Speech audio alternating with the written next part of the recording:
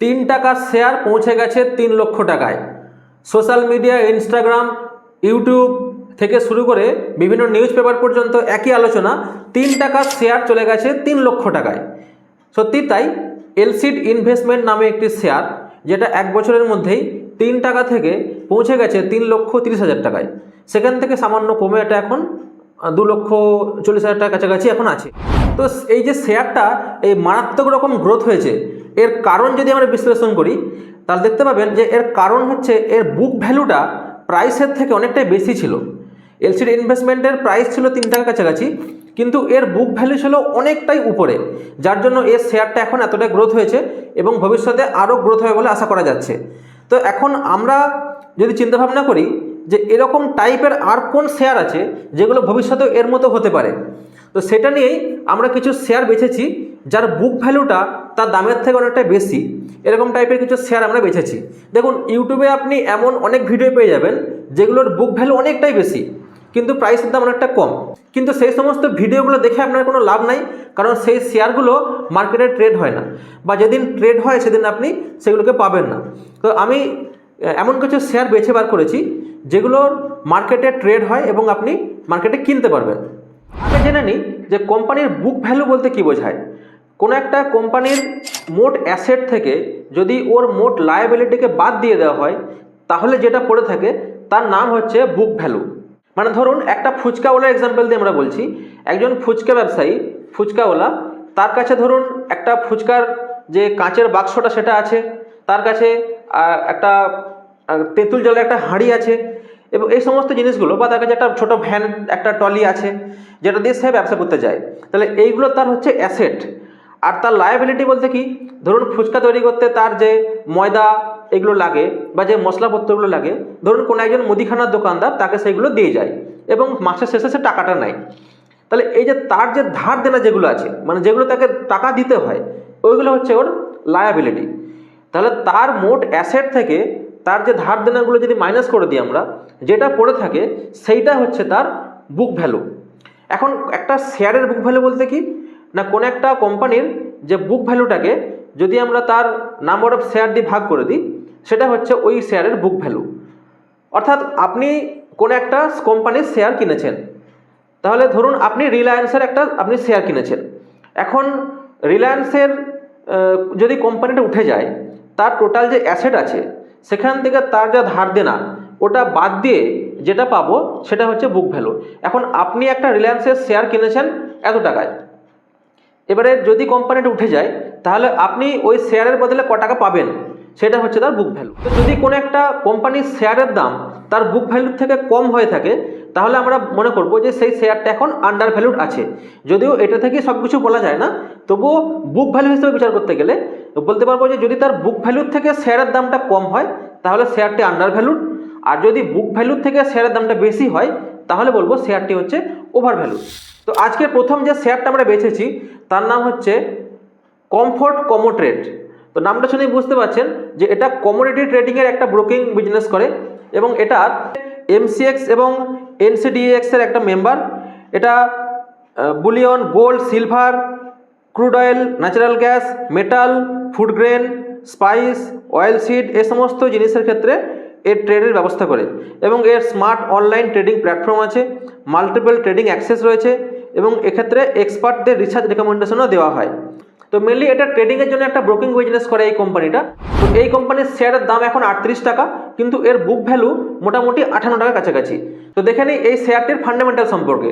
দেখুন, 38 টাকার শেয়ারে আপনি কিন্তু বিশাল কিছু ভালো ফান্ডামেন্টাল পাবেন না, তবে যেগুলো আমরা ফান্ডামেন্টাল পাবো তার মধ্যেই কিছু দেখবো যে শেয়ারটি কেনার মতো কিনা। তো এই শেয়ারটির ক্ষেত্রে দেখতে পাচ্ছি আমরা যে এর যে ডেপ্ট অর্থাৎ এর যে ধার দেনা ঋণ সেইগুলো অনেকটাই কমিয়ে ফেলেছে এবং এর বুক ভ্যালুটা তার প্রাইসের থেকে অনেকটাই কম। তবে এটি লাস্ট 5 বছরে সেলস গ্রোথটা খুবই কম।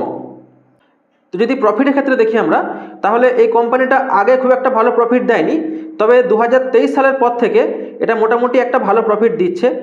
আর 23 সালের পর থেকে এর যে অপারেটিং প্রফিট মার্জিন সেটা অনেকটাই বৃদ্ধি পেয়েছে।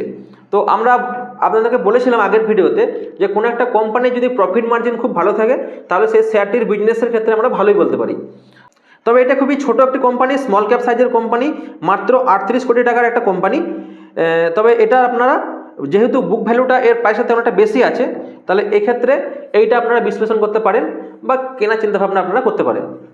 সেকেন্ড যে স্টকটা নিয়ে আমরা আলোচনা করব তার নাম হচ্ছে স্টার পেপার মিলস। এখন নাম শুনে বুঝতে পারছেন এটা পেপারের বিজনেস করে, অর্থাৎ পেপার তৈরি করে। আচ্ছা, এটা বিভিন্ন কালচারাল পেপার, ইন্ডাস্ট্রিয়াল পেপার এবং বিভিন্ন রকম গ্রেডের পেপার তৈরি করে। তো দেখে নিই যে এই কোম্পানিটার কিছু ফান্ডামেন্টাল সম্পর্কে। এর এখন দাম চলছে 200 টাকার কাছাকাছি, 205 টাকার মতো, কিন্তু এর বুক ভ্যালু চলছে এখন 428 টাকা, অর্থাৎ প্রায় অর্ধেকের মতো বুক ভ্যালু এখানে চলছে। তবে কোম্পানিটার যদি আমরা ফান্ডামেন্টাল দেখি, সেক্ষেত্রে কোম্পানিটা হচ্ছে অলমোস্ট ডেট ফ্রি, অর্থাৎ কোম্পানিটার উপর সেরকম কোনো ঋণের বোঝা নেই। তবে 3 বছরে এর যে রিটার্ন অন ইকুইটি সেটা অনেকটাই কম, 10%-এর কাছাকাছি। তবে আমরা যদি রিলায়েন্সের ক্ষেত্রে দেখি, তো রিলায়েন্সের যেটাকে আমরা ভালো শেয়ার মনে করি, তারও কিন্তু রিটার্ন অন ইকুইটি এর মতোই কাছাকাছি। সুতরাং এটা দেখে খুব একটা ভয় পাওয়ার কিছু নেই। চলে আসি প্রফিট অ্যান্ড লস স্টেটমেন্টে। তো কোম্পানিটার অপারেটিং প্রফিট খুব একটা বেশি নয়, তবে কোম্পানিটি প্রফিট করে আসছে। কোম্পানিটি লস মেকিং কোম্পানি না, প্রফিটই করে আসছে। আর অপারেটিং প্রফিট মার্জিন মোটামুটি 8%, 9%-এর কাছাকাছি। এটা খুব একটা ভালো নয়, তবুও আপনার পেনি স্টকের ক্ষেত্রে এটা আমরা খারাপ বলতে পারি না। এখন যদি year on year profit margin দেখি, সেক্ষেত্রেও 10%, 13%, 9%-এর কাছাকাছি প্রফিট মার্জিন চলছে। তো এর ইয়ার অন ইয়ার যে প্রফিট, সেটা মোটামুটি আপনার 2024 সালের মার্চে 57 crore এটা প্রফিট দিয়েছে, ইয়ার অন ইয়ার প্রফিট। তৃতীয় যে শেয়ারটা আমরা দেখবো তার নাম হচ্ছে ক্যাট ভিশন লিমিটেড। এটার এখন দাম চলছে 26 টাকার কাছাকাছি। তো এই শেয়ারটা কি করে না, এই শেয়ারটা বিভিন্ন রকম আপনার স্মার্ট টিভি, আইপিটিভি এ সমস্ত ইকুইপমেন্ট তৈরি করে। তো এর হেড অফিস হচ্ছে নয়ডাতে। কেবল টিভি এবং কেবল টিভিতে যে নেটওয়ার্ক সার্ভিস এবং বিভিন্ন রকম হোটেল, হসপিটাল এই সমস্ত জায়গাতে টিভির যে service, channel distribution, online sales এবং অনলাইন কনজিউমার ইলেকট্রনিক এই সমস্ত প্রোডাক্টও সেল করে থাকে কোম্পানিটি। তো এই কোম্পানির যদি আমরা ফান্ডামেন্টালে আসি, তো এটা খুবই ছোট কোম্পানি, একটা মাত্র 14 কোটি টাকার একটা কোম্পানি, খুবই ছোট স্মল ক্যাপ সাইজের কোম্পানি।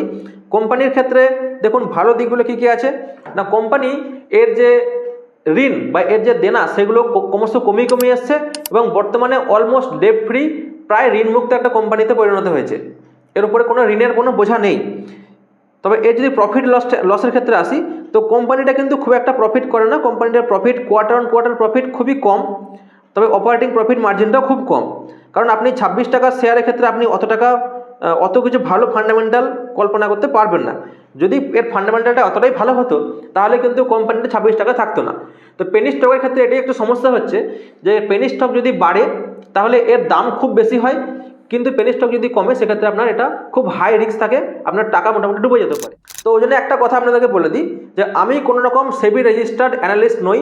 আপনারা যদি কোনো শেয়ার কেনাবেচা করেন, সেক্ষেত্রে আপনাদেরকে নিজের রিস্কে এবং আপনাদের নিজের বিশ্লেষণের উপর করতে হবে, বা আপনার যে ফিনান্সিয়াল অ্যাডভাইজার তার সঙ্গে আপনি আলোচনা করার পর শেয়ার কিনবেন। আপনার কোনো রকম লাভ বা ক্ষতি হওয়ার জন্য আমি দায়বদ্ধ নই। আমার কাজ একটি শেয়ারকে বিশ্লেষণ করে দেওয়া আপনাদের কাছে, সেটা আমি করছি। তো যদি কোনো শেয়ার আপনারা কেনাবেচা করেন, সেটা আপনারা নিজের সিদ্ধান্ত নেবেন। আরও একটা শেয়ার নিয়ে আলোচনা করবো আমরা, তার নাম হচ্ছে ডিএইচপি ইন্ডিয়া লিমিটেড। তো দেখেন এই কোম্পানিটি কী করে। এই কোম্পানিটি propane regulator, butane regulator, LPG রান্নার গ্যাসের ক্ষেত্রে গ্যাস সিলিন্ডার রেগুলেটর বানায় এবং হোস অ্যাসেম্বলি, ব্রাশ ফিটিং এ সমস্ত জিনিসপত্র কোম্পানিটি বানায়। এবং কোম্পানিটির ক্ষেত্রে আপনার কোম্পানিটির মার্কেট ক্যাপ হচ্ছে 164 কোটি টাকা।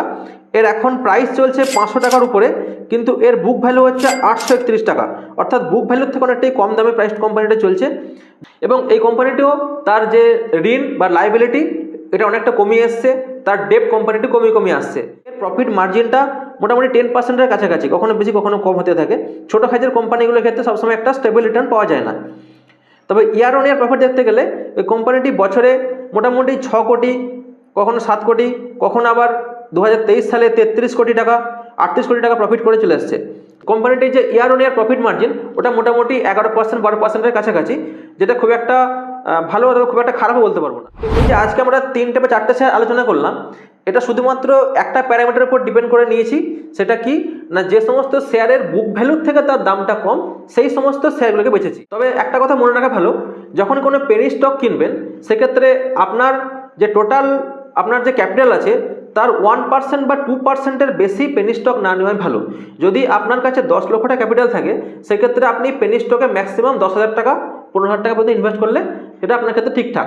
তার বেশি ইনভেস্ট করা মানে কিন্তু রিস্ক।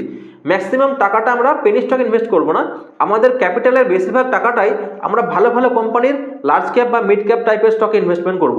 পেনি স্টকে খুব কম পরিমাণ টাকা ইনভেস্ট করব, কারণ পেনি স্টকে খুব হাই রিস্ক এবং খুব হাই রিটার্ন থাকে। তো স্টক মার্কেট বা মিউচুয়াল ফান্ড সংক্রান্ত বিভিন্ন ভিডিও দেখার জন্য আমার চ্যানেলটি সাবস্ক্রাইব করে রাখবেন। আর যদি মিউচুয়াল ফান্ডে ইনভেস্ট করার ব্যাপারে যদি আপনাদের কোনো প্রশ্ন থাকে সেক্ষেত্রে স্ক্রিনে আমার দেওয়া নাম্বারে আপনারা কল করতে পারেন। আর যদি আপনি এখনও ডিম্যাট অ্যাকাউন্ট না খুলে থাকেন, ডিসক্রিপশানে যে লিঙ্ক দেওয়া আছে সেই লিঙ্কে ক্লিক করে আপনি বিভিন্ন ব্রোকারের ক্ষেত্রে ডিম্যাট অ্যাকাউন্ট খুলতে পারবেন। ভিডিওটি ভালো লাগলে অবশ্যই লাইক করে দেবেন এবং সাবস্ক্রাইব করে পাশে থাকবেন। ধন্যবাদ।